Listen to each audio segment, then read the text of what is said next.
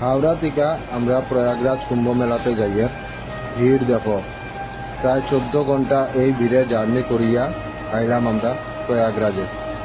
প্রয়াগরাজ স্টেশনে এত ভিড় যে মানে কি কইতাম। ট্রেনে একটু কষ্ট হয়েছে, কিন্তু এখন অনেক মজা লাগে। রাস্তাগুলা খুব সুন্দর করিয়া সাজাইছে। প্রায় 5 কিলোমিটার অটোতে করিয়া আইসি আমরা, 40 টাকা ভাড়া নিছে। এখন 3 কিলোমিটার হাঁটিয়া সঙ্গমে যাবি। প্রায় 2 কিলোমিটার হাঁটার পরে একটা টেন্ট বানানি রুম পাইছি আমরা। একজন 300 টাকা করিয়া দিছি এক রাত্র। সকালে ঘুম থেকে উঠিয়া মুখ ধুইয়া আমরা স্নানের লিগা রওনা হয়ে গেছি। রুম থেকে প্রায় 1 কিলোমিটার হাঁটার পরে আমরা স্নানের ঘাটে আই গেছি। 10 থেকে 15 মিনিটের মধ্যে আমরা স্নান হয়ে গেছে।